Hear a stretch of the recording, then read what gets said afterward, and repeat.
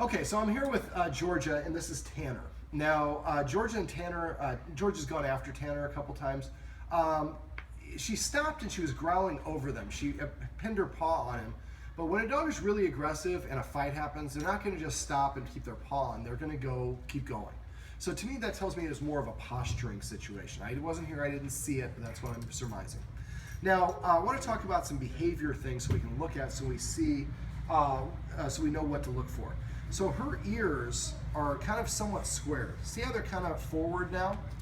Now this is more confident. This is what you're going to see. When you correct her, see how the ears flipped back there for a second? When you correct the dog, you should see the ears flip back.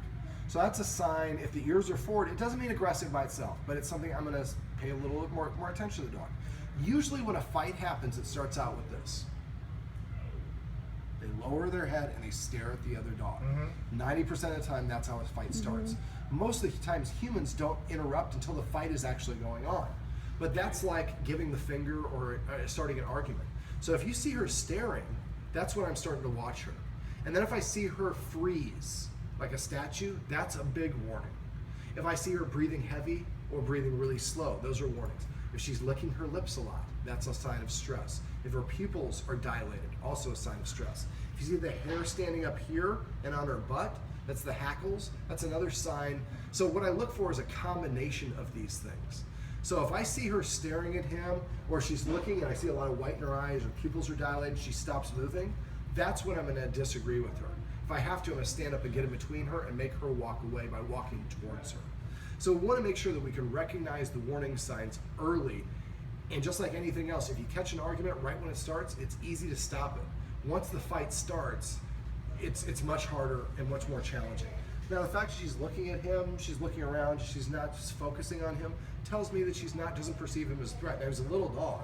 I think part of this was probably a possessiveness because he was originally on top of someone's lap right before the last fight started.